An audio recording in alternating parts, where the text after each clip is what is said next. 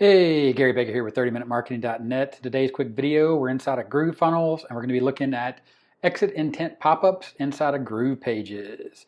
If you don't have a GrooveFunnels account already, there's a link in the description. Grab that and follow along. We're going to pop into GroovePages. And then once you're inside of GroovePages, we'll go ahead and open the editor or create a new site. Either way, it's the same steps. Once the editor opens, you have a page right here under Pages. You can see we have a home page. And what we're going to do is we're going to go and we're going to create a pop-up. Under that pop-up, we're going to add a new pop-up, and we're just going to call this pop-up exit. And here you see the type of pop-up you want, and you have an exit pop-up.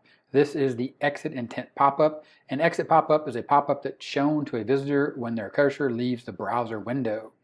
On which page this pop-up appears, you can put it on all pages, or you can just simply select the page you're working on, as well as pop-up behavior, show on every visit, only show on the first visit. We'll leave it at show on every visit.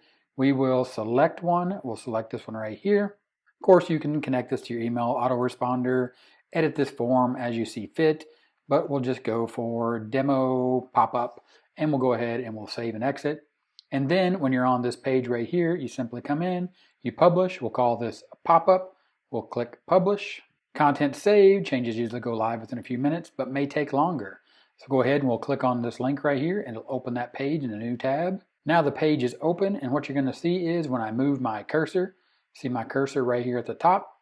Again, here's my cursor. When I slide it off the screen, exit intent will kick in and my pop-up will appear. And there is the pop-up, demo pop-up. It's just that simple. If this video is helpful, give me a thumbs up, 30-minute timer right here.